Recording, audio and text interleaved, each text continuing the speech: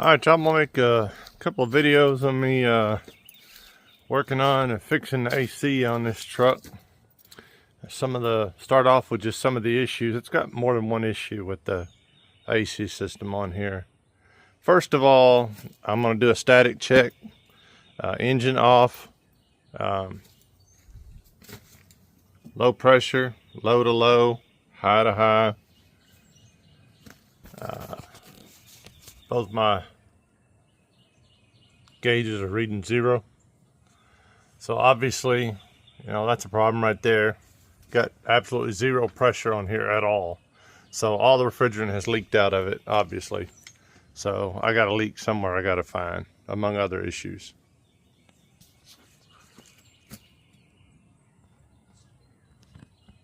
So when you're doing these checks on the system, you want to have the highest fan speed, and you want to have the AC on max. So you want to have the recirculate, have it on the dash, fan speed to max, recirculate, max cold. I got that up here, and I got it back here. It's on max cold, and recirculate. So then you go down here and you look at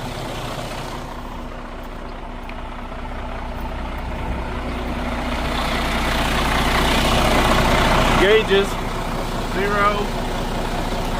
and 0. Also, the AC compressor, the clutch is not engaged, so it's not letting the compressor spin. That's likely due to the pressure sensors are detecting it's got low pressure, doesn't have enough pressure to allow the compressor to engage. So here's one of the other problems that I wanted to show, and this is kind of the only way I could figure I could show it, was to tape some ribbon in front of the AC vents in here. And if you'll see, I've got it on fan speed 1, and these right here, the ribbon is, you can't even hardly tell it's moving. On this one, you can tell it's moving a little bit. I think you can tell, but not much. It's barely moving. It's moving a little bit there, a little bit there. Now watch when I turn it to 2, it's a little better, but not that much better. Then when I turn it to 3, it picks up a little bit, but not much. Same at 4.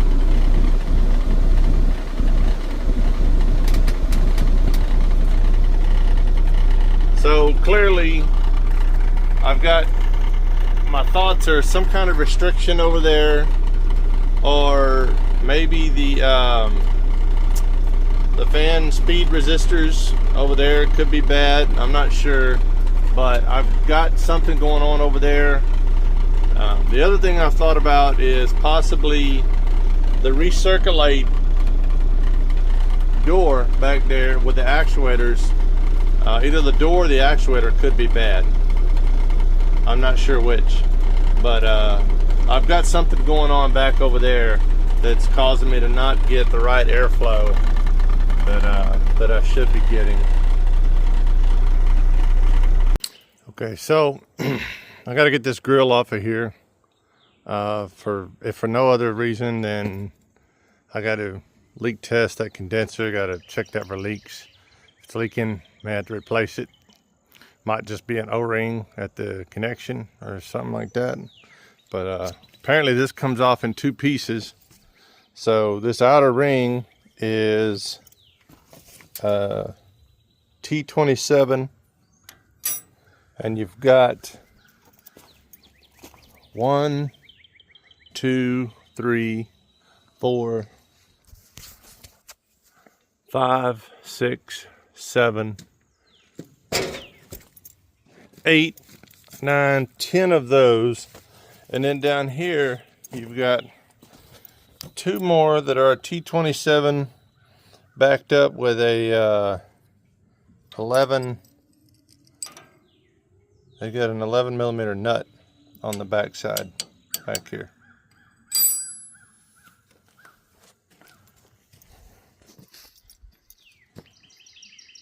All right, finally got the last piece of the grill off. Hello, Miss Brownie. She's supervising me. And so here's your condenser, obviously.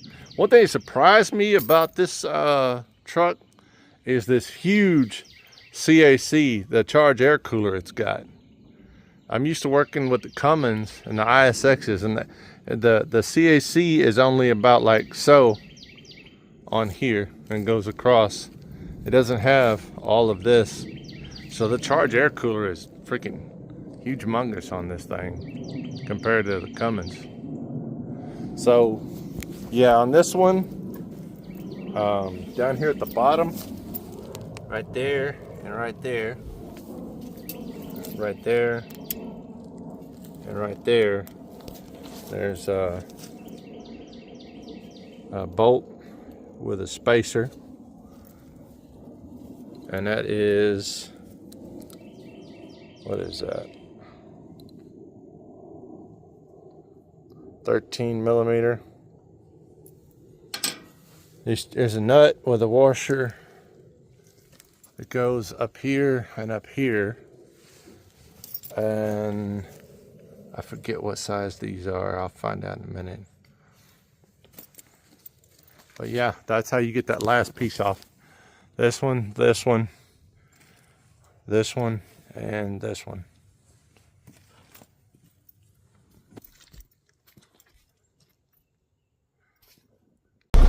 Alright, so I just want to do it before and after on the temperatures on the vents. Use the infrared. So let's see.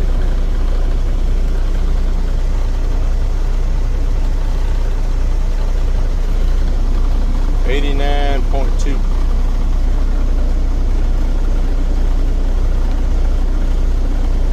88.5.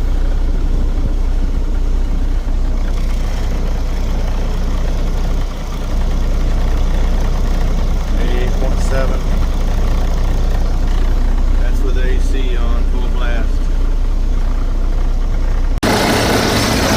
Found it!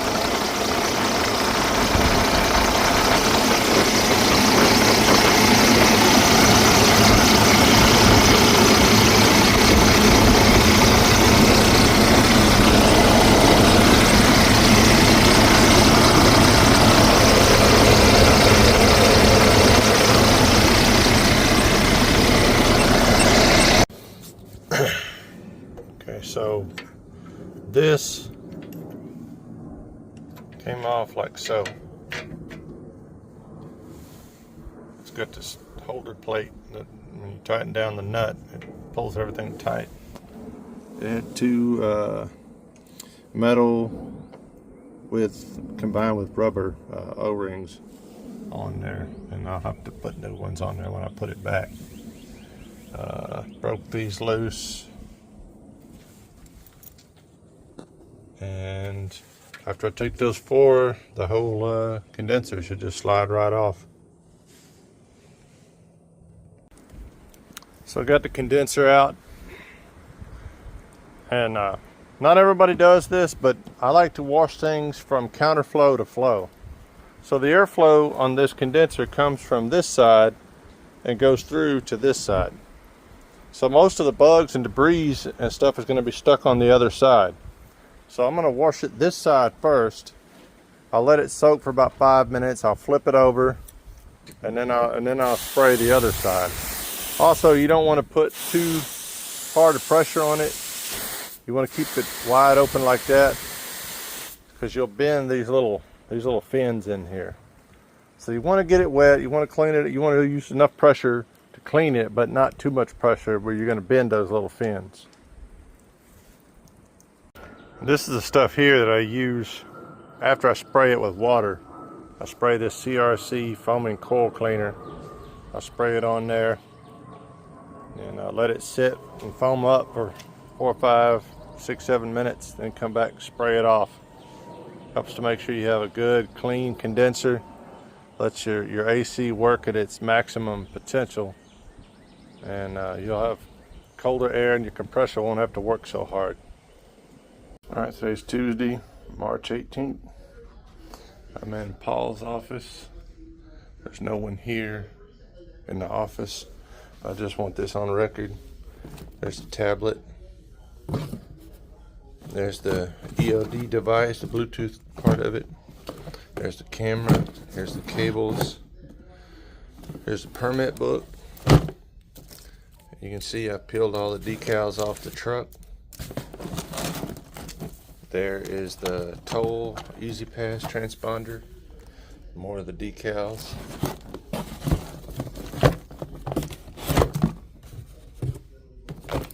I just want a record of that we offboarded the truck and turned everything in. Some new parts for the AC on the truck. New compressor. Got these little O-rings. We're going to put all new O-rings in it. Kind of windy out here today. I have to keep stuff from blowing away. Then you got these they're kind of little, almost like a washer and an O-ring and combined. I forget what you call these, but you need these too. So this truck here's got the new updated two-piece belt tensioner. This is one piece, the other piece is still on the motor. And in my opinion, the old one was better. And the reason being is because right here, you've got a 1/2-inch slot, put a breaker bar in, pull down, and release the tension to get the belt off. Very easy. On the old one, it had the same thing right there. This one doesn't have that. This one, you have to get a wrench on this nut. The problem is, this nut is some soft Chinese crap, and it rounds off real easy.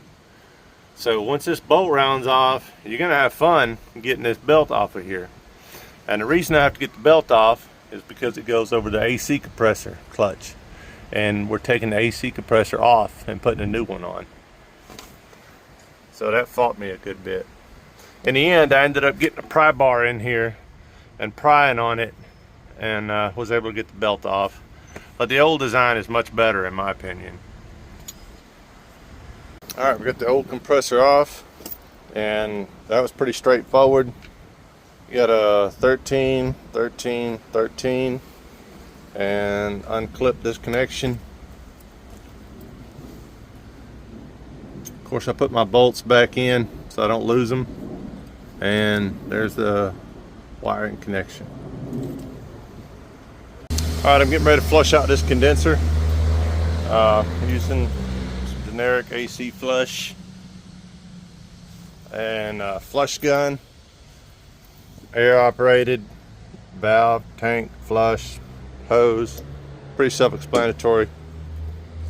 And I'm going to flush counterflow, which on this one, this is the flow in and this is the flow out. So I'm going to flush this way first, and then I'm going to come back and flush from this side. It's an extra step I take that a lot of people don't. On these AC compressors, I take this plug off of here and I tip this thing up into a cup or a measuring cup or something like that, where I can see how much oil, because these compressors, when they're built or rebuilt, generally are supposed to come with the PAG oil already inside them. Two problems with that. I don't like to assume that generally something is so. If there's no oil, it'll seize this compressor up and it's junk. You'll have to do it all over again. So there might not be any oil in here at all if they forget to put the oil in.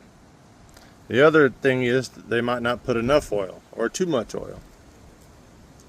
This one here calls for at least 3 fluid ounces potentially, according to what it says on the back, 150 cc's of PEG oil, which comes out to just a little, like 5, almost 6 ounces.